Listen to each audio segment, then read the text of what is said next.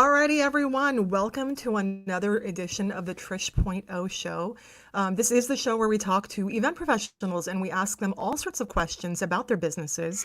And we really try to gear the content towards, people who, not necessarily deep dive. Like, this isn't necessarily programming for people who are 10 years in the business and kind of need, advanced level knowledge, nor is it for, people who are strictly consumers. I think this is, what I've really tried to do is create content that's focused around, everyone else. Like you're planning an office party, you have been tasked at your company to, head the gala committee, for or whatever you're doing, or you're thinking about this as a career and you want to learn a little bit more about it.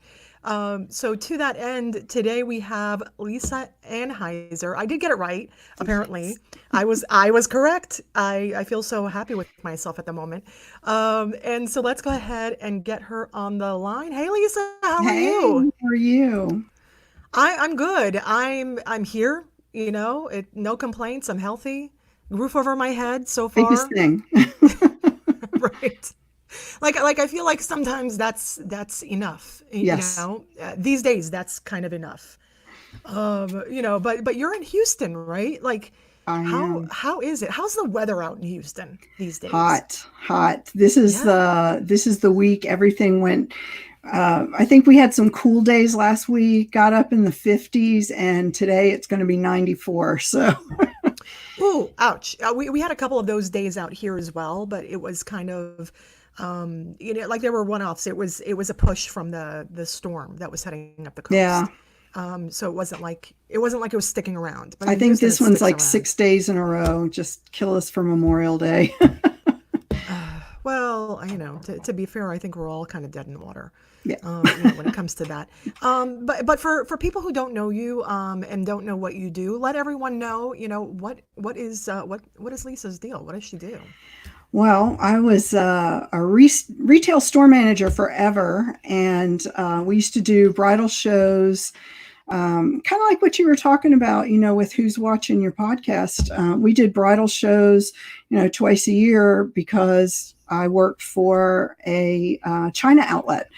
And all of a sudden, boom, one day I agreed to make chair covers, and I've been doing it for 24 years now. So it's kind of crazy. Yeah, so we are a linen rental company. We specialize in linens. Okay. But recently I sold my business into a group which has a ballroom, a smaller venue space, a floral company, and an event design company. So we are kind Wow. of full service now. And along with strategic partnerships, we are a one stop shop. Nice. Was that something that you that kind of just like that you strategized, or was that something that just kind of happened? Uh, Going along our topic today, after Hurricane Harvey, which was kind of like the worst of the worst Yeah. Yeah. in terms of disasters that I had been through. I started thinking about, what is my end goal? Where do I want to go? I needed to start really putting some, hard numbers to it and decide what I wanted to do going forward. And it just so happened that a business mentor and coach directed me towards Goldman Sachs 10,000 Small Businesses. And it was the last day of applications for my cohort. So I applied, got an interview, felt totally good about this. I've got this. Went into the Right. interview. Oh my God, I'm never going to get in. So, Right. Right. um, went in and did the program. Absolutely amazing. Came out with a growth plan. Started thinking about my growth plan and what I would have to do to make it there, and said, you know what? I need to turn this completely into my exit strategy, and ended up selling the business 6 months later. Not the direction that Goldman had in No, mind. no, You absolutely know, not. but I think you know what, I'm of a very similar mindset where I think that once you're someone who's an entrepreneur, as I think a lot of people watching are, like when you're an entrepreneur, you have to think about long term thinking and long term strategy. And it really kind of goes into what we're talking about today about, like, Hurricane Harvey. Like, you have to think past what the immediate situation is. And sometimes that means, like, looking at your business and being like, you know what? I am done. I don't want to, I don't, I don't want to put in another 30 years to see this to the goal, that I'm thinking of theoretically. And then you start strategizing and you start asking yourself, like, what's the real goal? Like, And I was it think a ever the lot real of goal? us, I think a lot of small business owners don't think about it enough. Yeah, And for I sure. think we accidentally, sometimes, more often than not, accidentally get into this business. Um, I know so many people in this industry that it started as a side hustle and it became their main gig.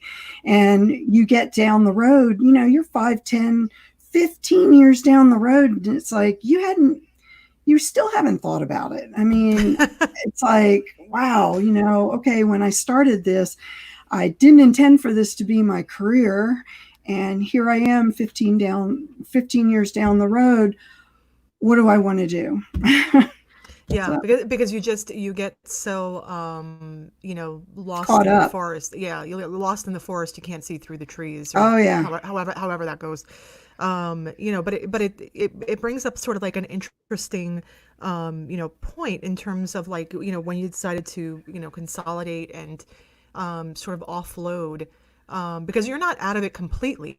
No, You just no. decided you sold the business, Yes. which enabled you, I'm theorizing, to take on the components of the business that you actually really enjoyed, that you did want to be a part of. And that was one of the main things is, Yeah, as a small business owner, you're chief cook and bottle washer. You do every job. There was never yeah, a job that I asked someone to do that I hadn't already done. Also, as a perfect. business owner, it's very hard for us to step back and allow someone else to do a job, to put the right people in place to be ultimately successful. And Yeah, unfortunately, I had a lot of that because I had a lot of fear, and fear is our number one um, barrier to success. It's our own fear. It's getting out of our own heads. For so long, oh my God, I can't hire an office manager because if I do that, what if I can't afford to pay her? Anybody that you hire should earn their pay immediately. And, that is just, that is just such a key and vital part of realizing that you have a business and not just a job. So, well, I think it's always difficult for someone who is an entrepreneur to shift gears and become an executive, because these are two very different people. yes, An executive is not an entrepreneur. No, nor is an executive like a business owner. There's a certain level of detachment, emotional detachment. Like, you're still fully committed to the brand and the core values, but it's doing that. It's releasing the reins of control, absolutely. into the people, and having trust in your hiring decisions. Well, I could run a Yeah, $6 million company for right, someone else, but it wasn't mine. I didn't right. have a horse in the race. When it became mine, I was having trouble running $600,000 because I wasn't emotionally detached. Yeah, well, right. And I feel like that, I've seen that happen time and time again, where and then it causes burnout. Then it Yeah. causes exactly what you're talking about. It's like you get to a certain point where you've built the business to a certain level, and you really do want that level of growth, but you see the road ahead, and you have just enough wisdom to be a hazard to yourself. You have just enough Yes. wisdom to Just know. enough. Right. So, like, sometimes, there are plenty of people in the industry who have, mixed emotions and mixed feelings about the very low barrier of entry that it gets to, that it takes to be in this. Hmm. Like anyone can be a photographer. Anyone, really. Yeah. You can be a photographer. You can be an event planner. There's no entrance exam. There's no barrier to putting up a shingle and saying, "Here I am. This is what I do." So the rest of that then just becomes sort of knowledge, and there's plenty to be said. There's plenty that has been said. We'll just say that, about people who enter the industry that way. But on the positive note, they don't have that same level of dangerous knowledge that we're talking about. Like, right? Like they don't know what not to know. They don't Yeah. know the level of difficulty that faces them, so they just charge head on, which is sometimes enviable. Until Like, you get to your first crisis, and then yes. Well, and then right. we learn the true measure. Yes, then we learn if you're really committed Yeah. to what this industry is.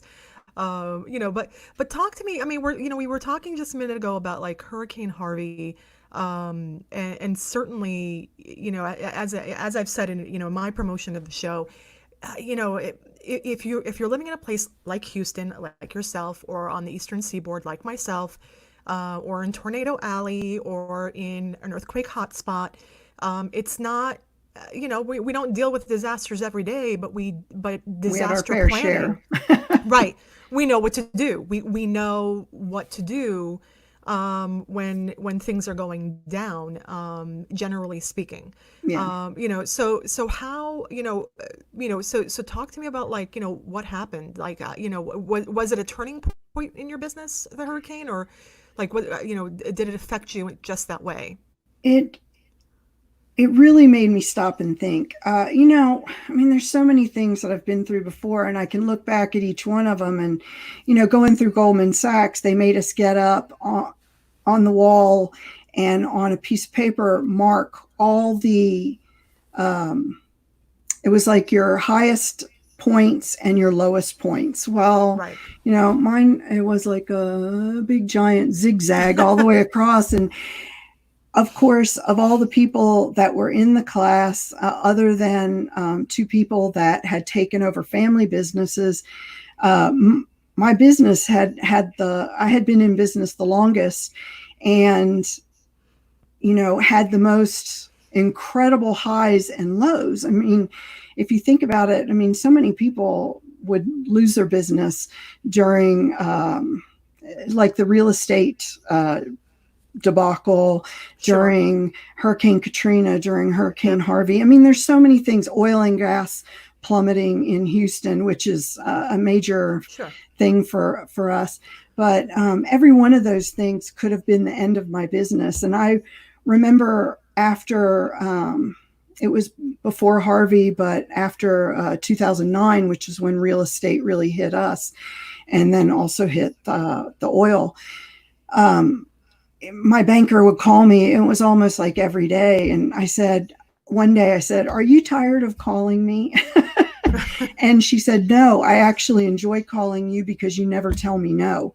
Yeah. And I had a great relationship with a small bank. So they would call me, "You have a check coming in today. You're going to be overdrawn." It was like, "Yeah, let me figure out where I'm going to get the money, and I'll come and make a deposit." And then she said, that was the one thing. It's like, I call you and you never say no. You say, "Okay, let me figure it out. I'll see you this afternoon." I never said no. I mean, I always found a way. Okay. What was that way going Right. to be? Was it going to be from my personal savings? I would Yeah. walk into the office. "Hey, got a call from the bank. Let's call everybody and see if we could get any deposits up front. Let's see if we can get payments on this past due," because everybody was in the same boat that we were. Right. But you scrounged, to make it happen. And, you know, we weren't opposed to begging. So, when Hurricane Harvey came, and I mean, we didn't have that much of a lead time. You're talking about, it became a named storm on August 17th. On August 25th, it's on my doorstep. Right. And it was a named storm for over 4 days. I mean, that, Right. is unprecedented.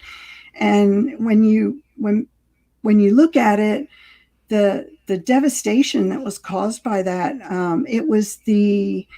it's I think tied with Katrina for the costliest cyclone event in United States history. I mean, it was huge.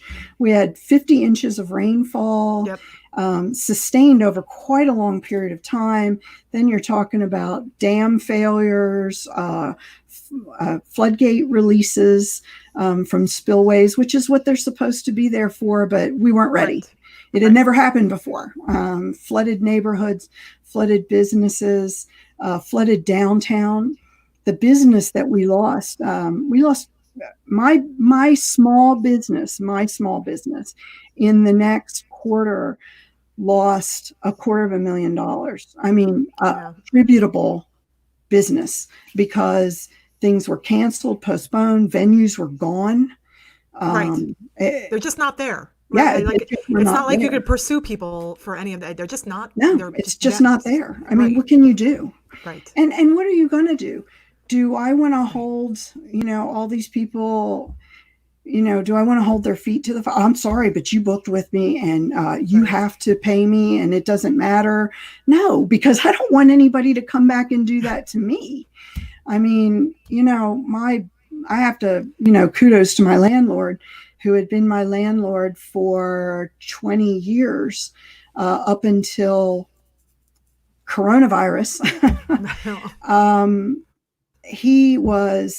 They were the kindest, nicest people to me through every event that we've been through in Houston. And, at those times, yeah, I was 2-3 months in arrears, because he gave me the ability to pay my employees and not focus on paying my rent. He knew that I was going to come up with it. He knew after 20 years, I'm good for it. Right. You had established that relationship. And I think that's the key of what we're kind of talking about, is those relationships. Absolutely. Is that, like now more than ever, we kind of have to rely, and sometimes it's not, necessarily a financial reliance.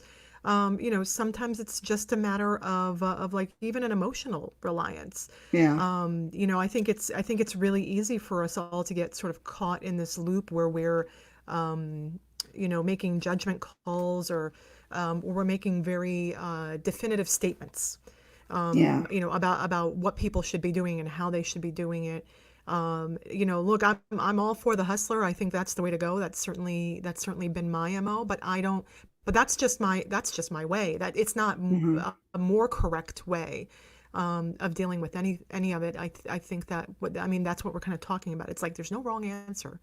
When you have to get out there and sort of deal with things. So certainly having those relationships where you can talk it through, and you can call your landlord and you can be like, listen, 20 years. Yeah. It's got to be all about communication too. I mean, right. You've got to take charge of your message. You've got to know, where you stand.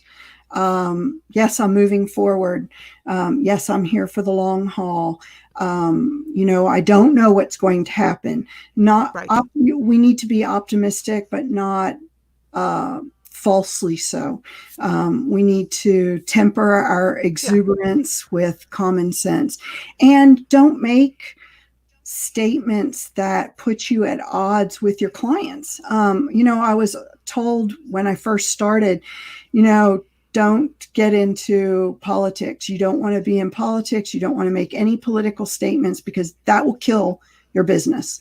And I saw it happen to a lot of my friends, because of the circles that I ran in when I started my business. And I know not to do that, although it's increasingly hard. But in the same vein, don't get into an argument over whether people should wear masks, or I'm not going to let people in if they don't wear masks, because what is going on around you in this time matters way more than what your single political belief is, or single, what you're tied to. Don't get crazy. Just kind of sit back and watch what's going on and take your cues from your clients. Learn what they need. And, I have my 80-year-old mom who lives with me, and, we have a lot of underlying health issues. Yeah, I wear a mask when I go out, but I mean, it's one more thing that I can do, and it's going to keep me from feeling guilty if something does happen. I mean, I know that that's not within my control. There's doctors who have worn head to toe PPE and, they got sick anyway. I know that it's not within my control. If I'm going to get sick, I'm going to get sick. Those germs are small and they sneak in. Well, but I think it kind of goes back to it's not unlike a situation when we're talking about hurricane, Yeah. preparedness. I mean, please, I mean, being on the East Coast, how many hurricanes have I been through? And you always get like that group where they're just like, I'm I staying in didn't my know. home. I did right, or the I didn't know is really I you didn't did not know. know. I said, That's why on television do they always pick the guy who knows the least every time? I mean, I think I see him on every one. He's got a different haircut, right. a different tan, It's just a time different cap, lapsed. but it's the same Right. guy. It's just Joe Exotic from one scene Yes, to the other over and over again. absolutely. I think that's what it is. But it's but it's the same thing that we're kind of talking about. It's like it's the same sort of mentality. If look, if the government's telling you a cyclone is coming or a hurricane is Get coming, ready. vacate or get ready. Because we ain't coming for you. Right. That's always the mayor that I love. The one that says like, we've told you, it's like hard, it's like And then they tough have love. to go out and do it anyway. And you're Right. And risking they're like, we're everybody not coming else's for you. life. Right. That drives me crazy. That's my Well, political statement. yeah. Well, I mean, that's what it really kind of gets down to is it's like, do what you want to do. But realize You that there's consequences for you. right. You are potentially, if something were to happen, Yeah. you are potentially endangering the people who then have to pull you out of whatever situation you're in. But in terms of in terms of timeline, walk us through it, because we were talking about the Hurricane Harvey. We were talking about the Goldman course that you took, which sort of like gave you better insight as to how you wanted to proceed with your business. What did Harvey happen first and then Goldman, or was it like Yeah, Harvey, I just graduated from Goldman in April of last year and sold the okay? business in September. Oh wow. But, when I look at my business, and I guess a lot of that too is, where I was in my head. You know, Going into Harvey, yes, I've been through hurricanes before. So, yeah, I turned off the power. I, unplugged the presses, um, shut off the fuse box. If I know that if an electrical hit's going to come, it's going to fry a lot of the stuff that you've got plugged in, even if you've got it on, battery backups. I've had that happen in my house before. So, I took all the necessary precautions. I also know that my building is older. We did have roof leaks. I knew where those roof leaks were, even though they had been repaired previously, several times previously. So I got my trash cans out. Um, I knew that if it floods in my complex, that where the water stands, it comes through certain areas of my windows. So I pulled the carpet back. It was things that I had battled before. So I had a list.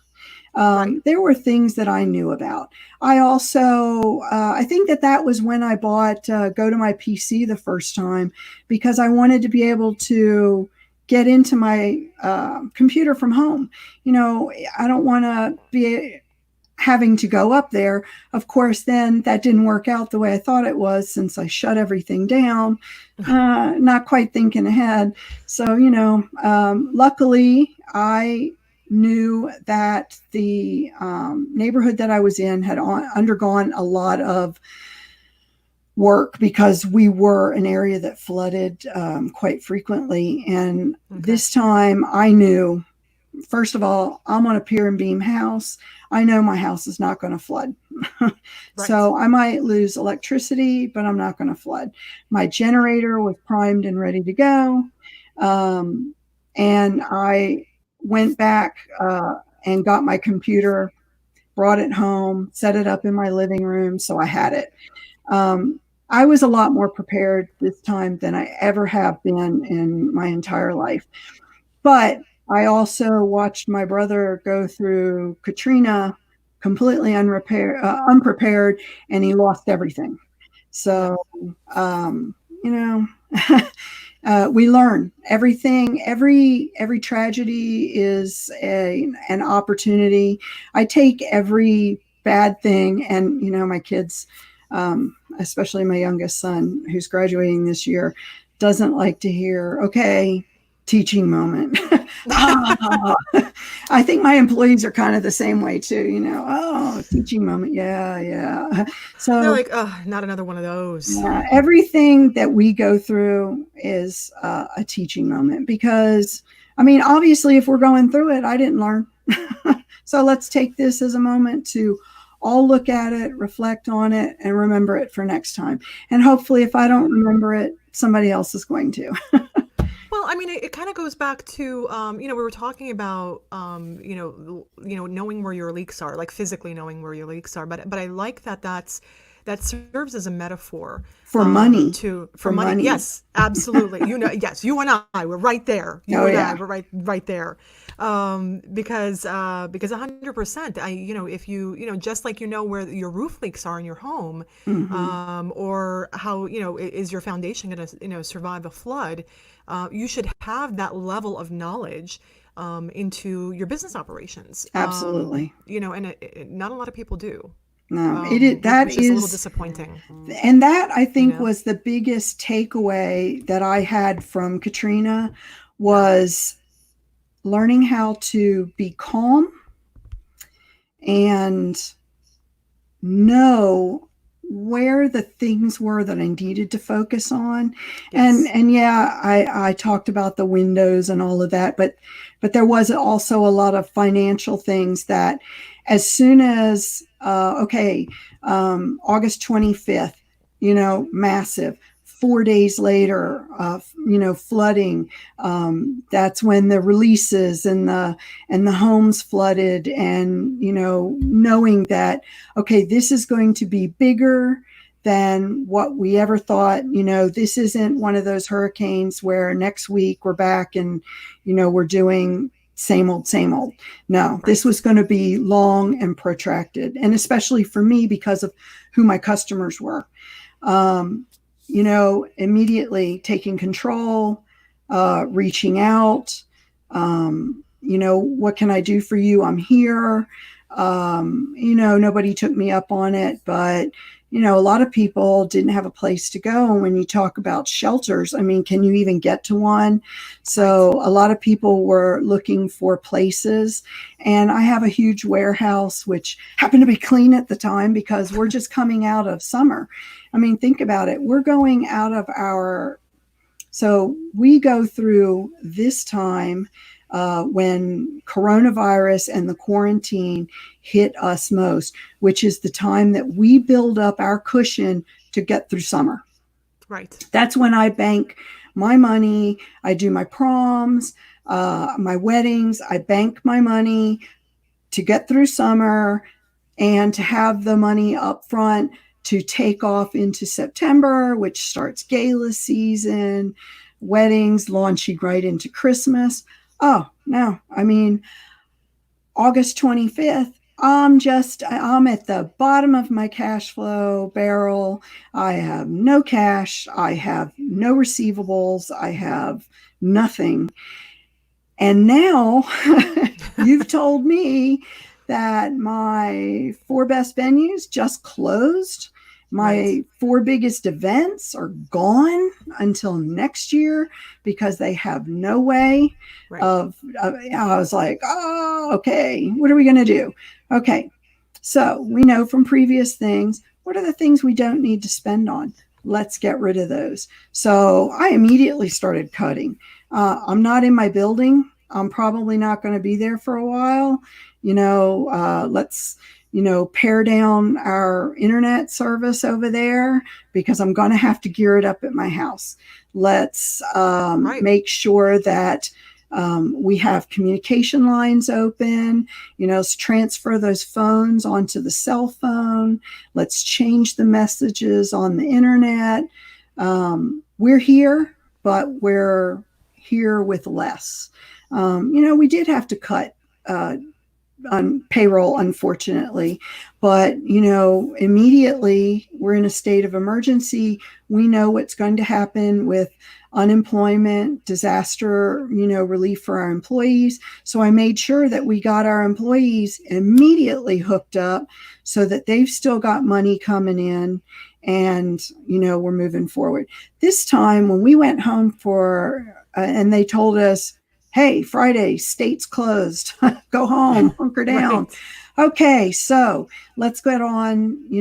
My office manager, even though we've been through a lot of things before, I'm the business owner who doesn't pay themselves first. I'm the one who always cut themselves in order to keep someone who I knew was vital and had to have that income.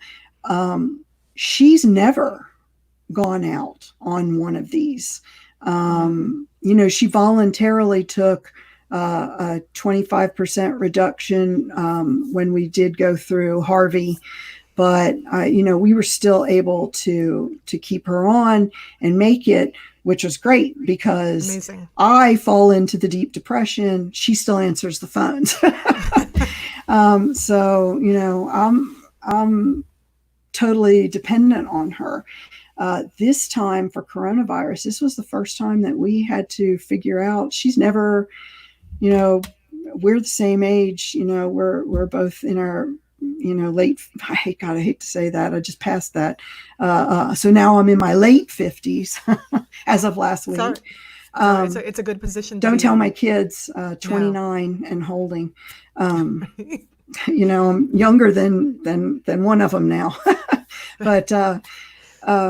In all of her time, she's never filed for unemployment. So I had to get on there and help walk her through that. And that's what we did on the last day that we were in our office is got her on unemployment. Well, I think that you're an amazing person for doing so. I mean, I think that I have been reading just story after story and encountering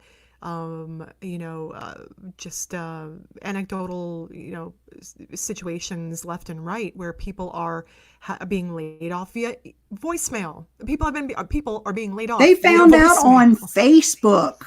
On Facebook. That's the new one. I was That's like, a new low. holy cow. They found Get out it from a together, news people. report that they were furloughed. I was like, Oh. wow. Thanks. I appreciate that. Lord have mercy. Yeah. Well, I mean, and then to top it all off, and then because everything happened so suddenly, the business owner realizes like, oh crap, like I shouldn't have removed that person before I got answers on the following 15 files or accounts receivable or Yeah. So then they need the help, or they need to be walked through what that person's key responsibilities were or outstanding issues were. Yeah. But you fired them, so they don't owe you thing. Yeah, They what are you don't gonna owe do? a thing, right? Yeah. So it's amazing. It's heartbreaking, but it's also kudos to you, for doing that because I wish more business owners were Well, that. I know who keeps Yeah. me in business, and that I can tell you that, and I'm going to give her a shout out, Linda. I know she's probably watching. Awesome. Linda Hey, Linda, is, if you're out there. yeah, heart and soul of my business. When you talk about key and vital, she has always been key and vital to me personally. We've been friends. She didn't work for me, but Linda and I have been friends for the same length of time that I've been in business. When I started my business was when I met her, and through our kids on the soccer field. And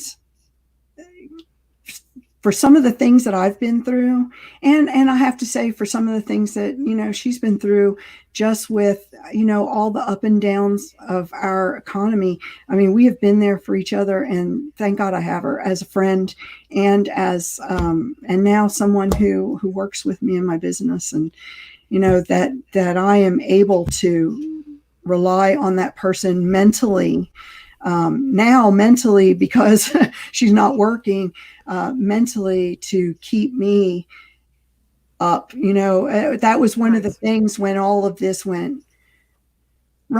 started to happen. It's like I wasn't answering my my text messages and my phone calls, and she made sure, I know what you're doing. I know what's going on.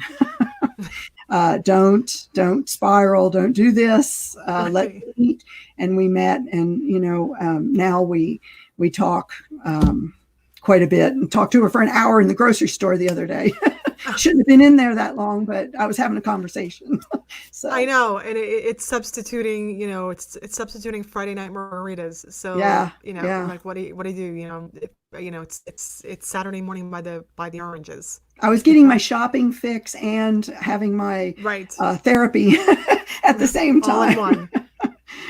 Well, so now these days. How is that structure? I mean, because we were talking about how integral she has been in your business, but obviously your business has changed, and it's changed recently. Yeah. So it's been a wild ride.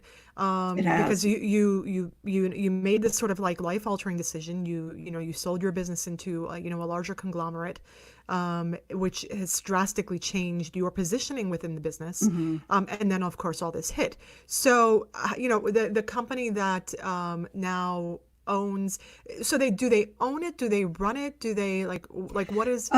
We have a 3-year. We're kind of working on a 3-year basis. Sometimes you have to be creative in what you're going to do too. And the business environment in the place where you are dictates what you're able to do. And for me, I found a solution that worked for me, and it worked for them as well. Perfect. And over these 3 years, we're transitioning.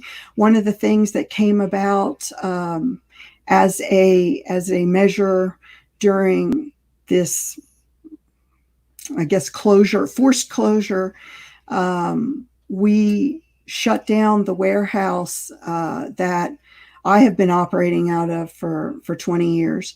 And we moved into a shared warehouse, which for me, mixed feelings on that. But to me, it was something that I had already been thinking about. And it just happened that the day that we got together and talked, and he started to tell, let me tell you what and of course I have a habit of steamrolling people when I start to talk to them. That's the planner in you. That's the planner in you. I said, let me tell you about what I was thinking, and maybe this is along the same lines. And I told him, and he said, wow, let me skip from number 1 to number 5, because I mean, we were absolutely on the same page, and it was a great thing for the business. It was a great thing for our business relationship with the group, to know that all of us were thinking the same thing. And doing what was right for the company, and not, me, but you said, and throwing a fit because it wasn't part of the plan. We have to be, be fluid right now and flexible. Yeah. So we did have to, furlough our employees. We did move the warehouse. And that's something that I had moved twice before. Once when I was a lot smaller, and then once right before I rebranded and got serious about my business.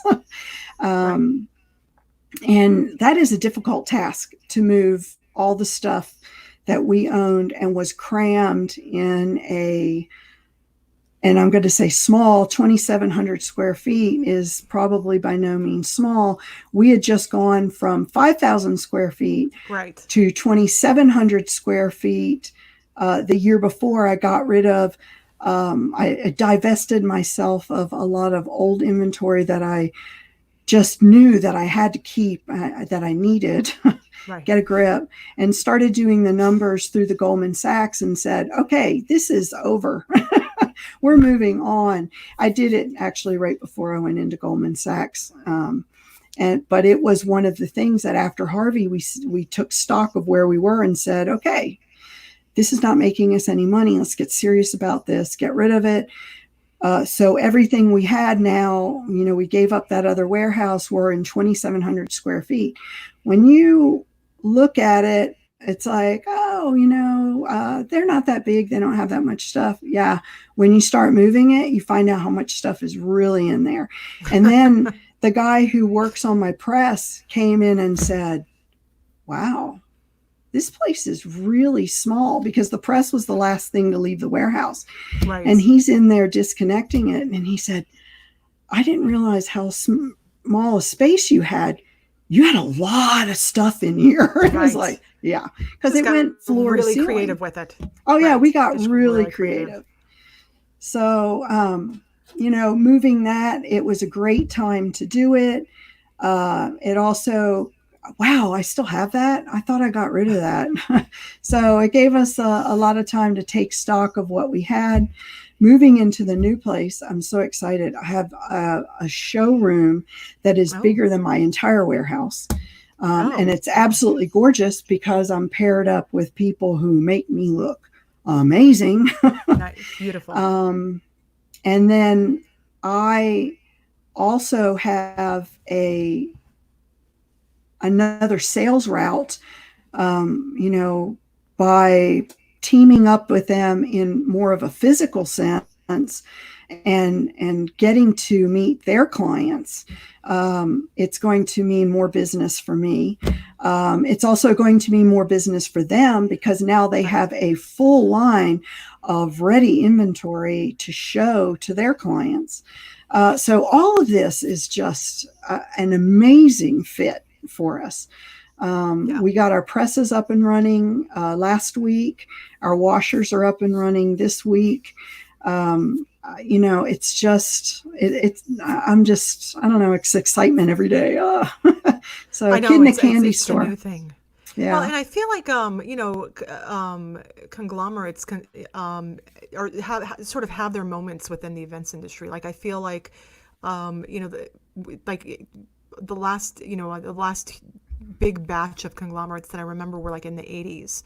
Yeah. And then it sort of dipped right around the late 80s to early 90s.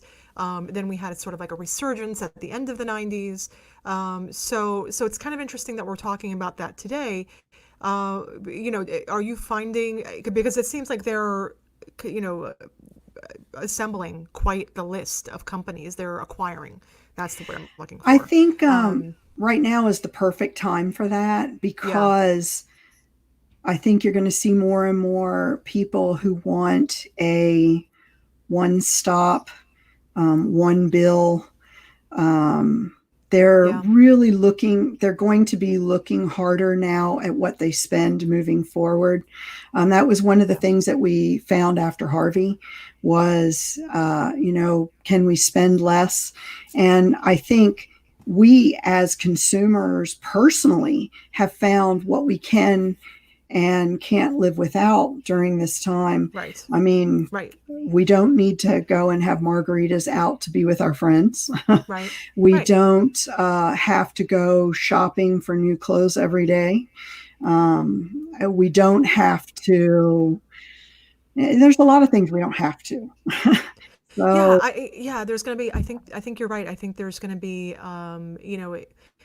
like you and I know from past experience that every time you go through something like this, whether it's Harvey or whether it's the economic downturn of 2008, or 9/11 or whatever it is that you're going through in business, that every time something like this hits, it irrevocably changes the path moving forward. It fundamentally changes the way you behave in business. And so Right. now we're talking about where, it's not something that's just affecting, a certain market or a certain market segment of the industry. It's affecting everyone. Hmm. Like, the entirety of the U.S. economy is being affected this way going forward. So, so it's a really exciting thing to see how that's going to morph, Yeah. because there will be transition, and it's going to be a long road to transition. I think that we can both agree, Oh, both agree yeah. to that. That's going to be a long road. Um, but wherever that road leads, it's going to be. I think you're right. I think people are it's going to be exciting because people are going to, get down to the core of, what they do, why they do it, what they need, why they need it. And I think that's the whole point of this is something that we've been talking a lot about too, is, resetting our goals and making Yeah, sure we know where we want to go, um, really know why we're doing this, and make those educated and informed decisions on how we proceed. Because, Harvey for me was a huge lesson. yep, I did not for have a sure. firm grasp on my business. I needed to be serious about what I was doing. I needed to streamline. I needed to focus. I needed to make sure that everything I was doing had a payoff. Right. Yeah. Right. As opposed to sometimes just taking on passion projects, which can happen, Right. it's when Which you're are passionate about what you great. do. Yeah. And they're But great, but sometimes I think, we're optimistic and we want our passion projects to be money makers, be financially lucrative. And yeah, that does not necessarily match up. no. I had to slim down that passion project list. Yeah, yeah, exactly. So speaking about, like, the path forward in passion projects and all that fun stuff, so now you have, I would imagine, released a great deal of financial of responsibility when it comes to your business. Like, you're still, of course, fully involved, but Mhm. now working with partners who have, their own sort of say and direction. I would imagine kind of frees you up to pursue other things. So, It like, it really before does. everything hit, what was the plan? Like, what were you moving towards? Well, actually, at the time when all this hit, we were, looking at the way that the market was going. The market has changed over time. And the way that people rent has changed. When I started off 24 years ago, the big thing was chair covers. All we did were chair covers, Oh, no okay. tablecloths. Now we pretty much do tablecloths and no chair covers. So, Right. total transition. A lot of venues now, there's so many. We were at such a deficit for venues uh, back in the now we have an overabundance of venues. So a lot of the venues compete on, what they offer in a package, how much they can give to their client. Right. Looking at that, not all venues operate the same way that a rental company does. They don't have all the perks that we have. Right. And I would also say that startups, when you start talking about barriers to entry, when I entered the business, I was the third business in Houston that did what I did as an Oh, wow. exclusive business. Both of Okay. those companies Huh. are no longer here. So we're also the oldest. Right. That is strictly a linen company still. Um, when I started, we needed the equipment and infrastructure to do what we did. So we invested in presses, we invested in commercial washers. A venue who's going to do one wedding on Friday, one wedding on Saturday, one wedding on Sunday is not going to invest in the equipment that a Right. linen company who does 20 weddings in a week it has invested in. So they're spending on doing things in-house actually is less cost effective than they think it is. So, my whole goal was to get out there and promote the company. And I come from a long line of really good ice to Eskimo salesmen. I come by it naturally. So, Nice. and it's my favorite thing. Being in retail as long as I was, that was my favorite thing. Being out on the floor, talking to the customer, it's instant gratification for someone like me, making that sale. So I get to do more of what I love. But, Perfect. I'm kind of that 50-50 person, creativity um, and business. So I can also see things that we need to do on the back end to make us more profitable. And that's really important in moving forward and deciding where we're going. Yeah, I think you're right. Finding balance and finding just kind of where you stand in terms of like your own business structure and Yeah. and doing everything. But I did see on your bio that that you are heavily involved with NACE. Do you still maintain like a really like what is your involvement now with NACE with the Houston chapter of NACE? We'll just give it like a quick little shout out. So for 5 years, I was on the board of NACE. Absolutely great organization, and shout out to NACE Houston chapter. We have been They're fabulous. consistently one of the largest chapters in the U.S. I know. So very award winning. Yep. So yes, still, I just got my CPCE, which I Oh, should have done. congratulations. Thank Yeah. you. 7 years Yeah. ago, when I signed up for it for the first time, I should have taken it in Chicago, but I didn't. So I I'm finally got studying, around to yeah. taking I'm it. Yeah. studying for mine now because same thing. I was just like I should have just gotten around to it when Yeah. I before, but hey, no time like the present, And you then, know? as long as I put it off, I signed up for it a year ago. And then this all happened, and they told me, hey, April 29th is D Day. That's your last day. You need to take it. And I'm scrambling to sign up. And I'm still saying, oh, I'm going to study. I'm going to study. Now that we're stuck at home, I'm going to study. Yeah, I didn't study. I have just as much knowledge as I had 7 years ago. And thank God I passed. I was gonna ask you. I'm like, oh, after the call, I'm gonna have to Probably by ask the pick skin your of my brain, teeth, but about the absolutely. exam. Yeah.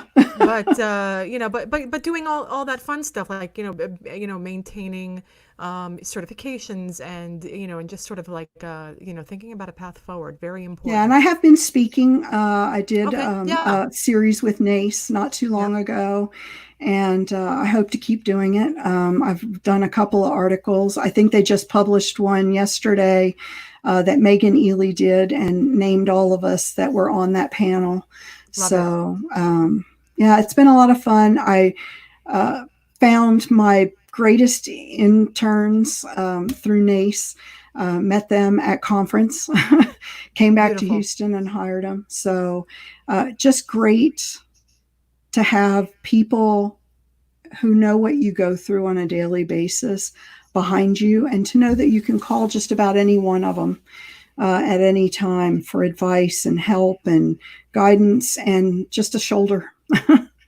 Yeah, oh So, well, I mean, that's what it is, right? Like find your tribe.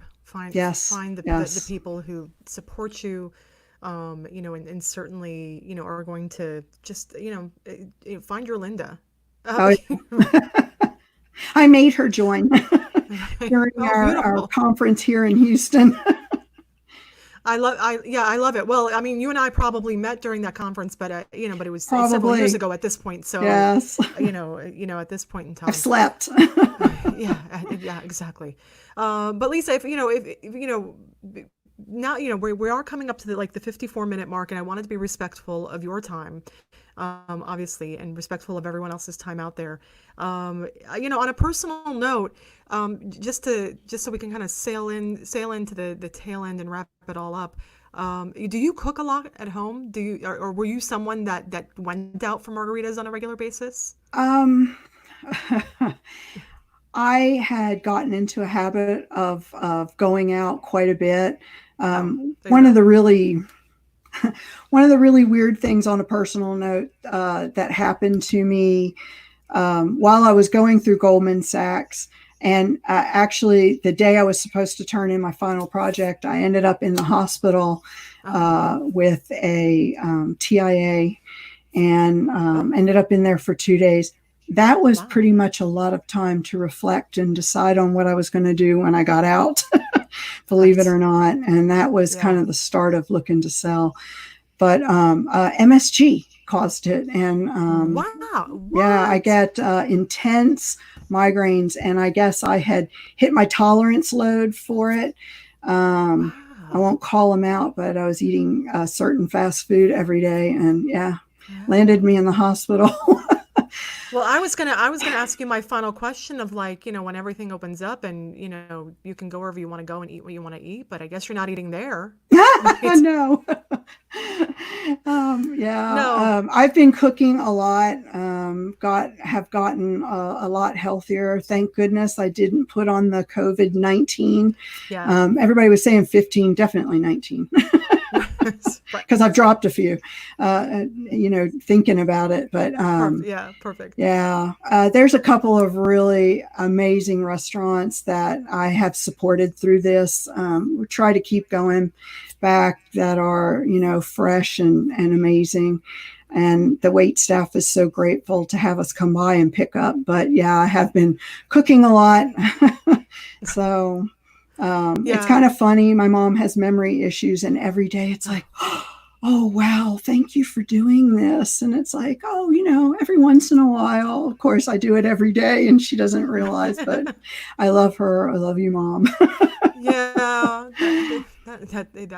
That's very sweet. That she's super grateful. Yes. But it does sound like that, and certainly if you're in the Houston area and you can get to, my thing is, like, if I ever get back to Houston, JW Marriott, Texas, the pool, lazy river, and the Texas, amazing. That was my best part of that trip.